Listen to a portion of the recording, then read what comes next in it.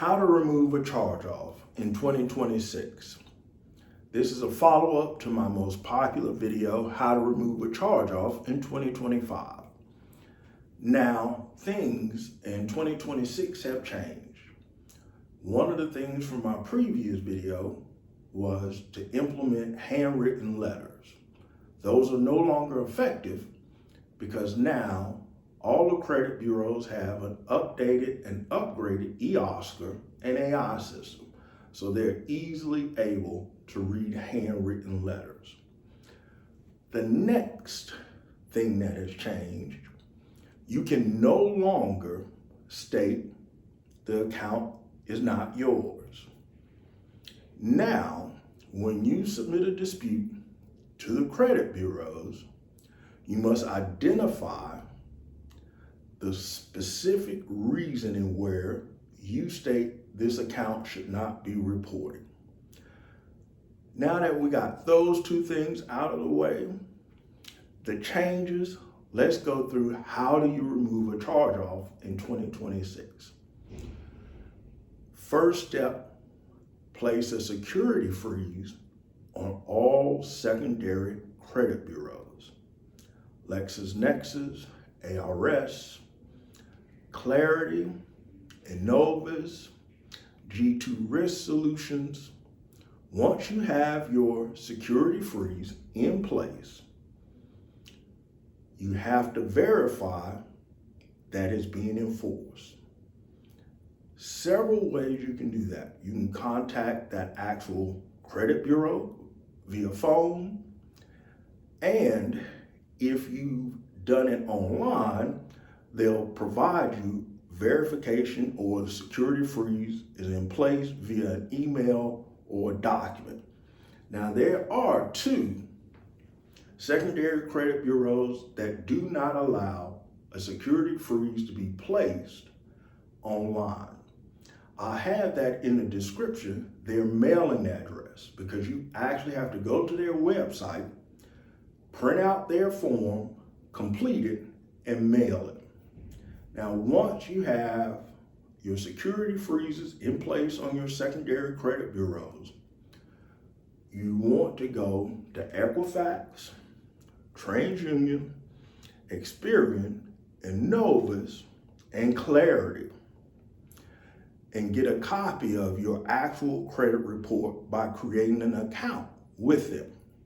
Once you have a copy of your credit report, you're going to look at each one to ensure that they're all reporting the charge-off in question the same date, the actual same lender or creditor, and when was this item charged off. So if you're unfamiliar with a charge-off is any account you have that has not been paid within 6 months to less than a year. So the creditor will assume they can no longer collect the debt, and they will charge it off, and it'll reflect on your credit report. Now, once it's been charged off and you've been identified, let me explain there are certain creditors that you never submit a direct dispute. What is a direct dispute? And where you challenge them and you create a dispute letter and send it directly to them. The creditors, American Express, and Capital One, I will tell you right now, if they show that you have a charge-off, do not send a dispute letter directly to them. You want to focus on the credit bureau, because as long as the credit bureau is the focus, it can be removed if they violate your consumer rights. So now that you got your security freeze in place, you're focusing on the credit bureau, your dispute letter. Your dispute letter has to state what is the fault or what is the reasoning behind your requesting this item be investigated. Now, in the first round, the best USC code to use is 15 USC 1681I. What is that USC code? That USC code is specifically requesting a human investigation on the account in question. In this case, the charge-off. The human investigation should provide you method of verification, meaning who did they contact, how was this account verified as yours? And they have to provide that information in their response to you. After you have your dispute letter created, I recommend you print a copy of your credit report from that particular bureau, circle the account in red, enclose it in the letter with your dispute letter. And in the first round, your dispute letter should have a copy of your driver's license, social security card, and a utility bill that's within the past 60 days. That can be your water bill, your gas bill, your internet service. It cannot be your cell phone bill.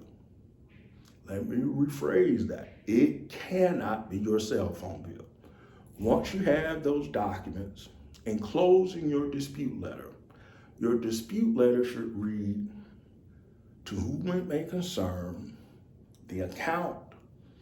I'm requesting this account be investigated according to 15 USC 1681I.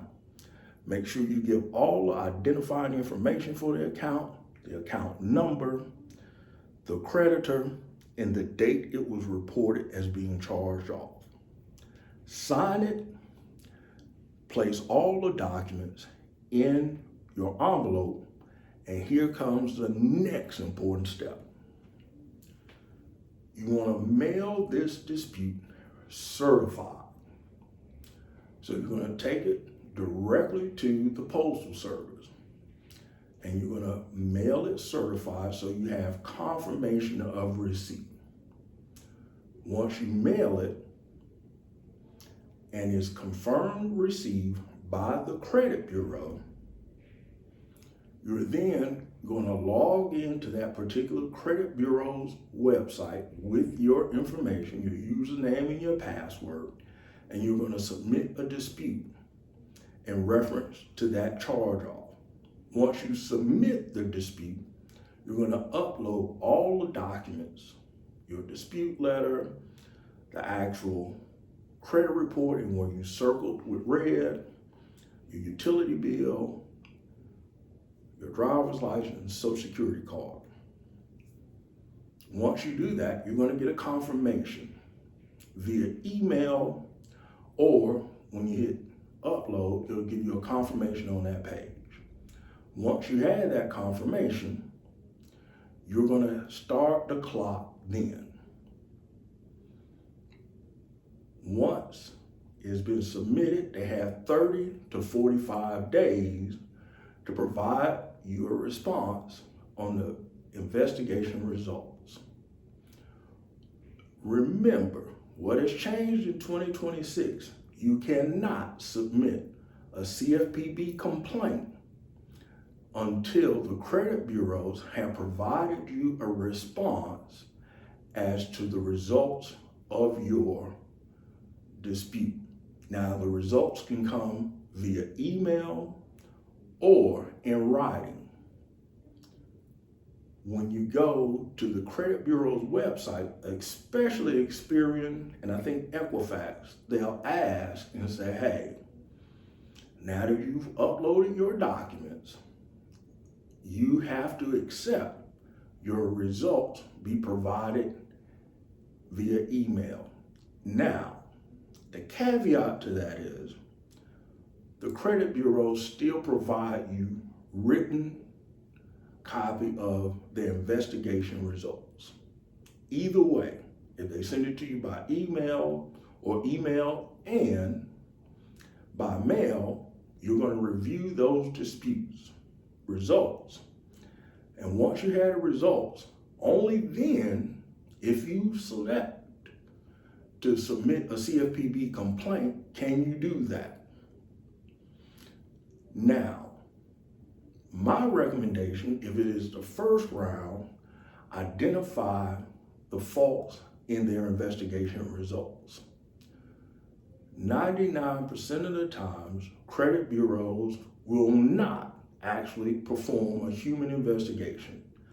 What they will do is complete their investigation and say account verified, and they won't provide any method of verification, who they contacted, exactly how they verified it. Did they get a copy of your credit application or any communication between you and the creditor?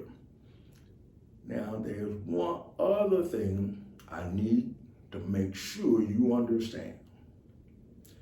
You no longer can use Metro 2 failure to comply to Metro 2 compliance as a reason to submit a dispute and request for an account to be removed. Metro 2 compliance is only compliance of reporting. It is not a part of consumer law. So the courts have ruled they can violate your Metro 2 compliance or report it incorrectly according to Metro 2. That does not give you grounds to have that account deleted. But there's something very important about Metro 2. When you submit a dispute, and if the creditor is Metro 2 compliant, soon as they get notification from the credit bureau that you're disputing that account, some creditors like Capital One and American Express will call you. Once you pick up the telephone from any creditor that has an account that they're saying is charged off, and you begin speaking with the agent, that information, that call can be used to verify that account. So you can say 15 USC 1681 I'm requesting human investigation, and if that creditor calls you, they've actually satisfied your request. So be alert. If you see a call from an unknown number, that may be the particular creditor trying to get you on the phone, offer to negotiate something with you, but whether they negotiate a settlement or not, once you answer that telephone, your call is being recorded and that account has been verified, making it much harder to remove. So if a creditor is Metro 2 compliant and they call you, be aware there are some calls that can make the credit repair process a lot longer by answering that telephone.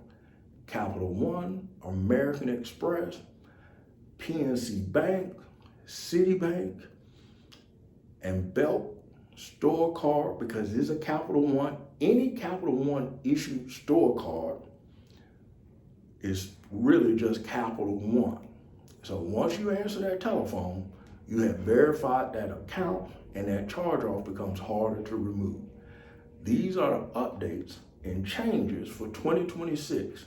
So to remove a charge-off, remember the first step, place security freeze on your secondary credit bureau.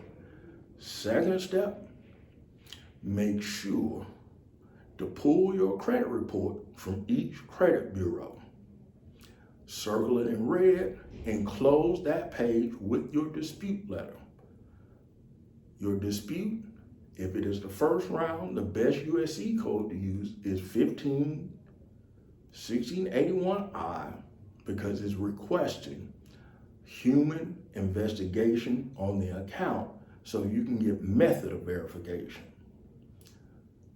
Next, do not answer any phone call that you don't recognize when you start disputing a charge-off if you're trying to get it removed without settling the debt.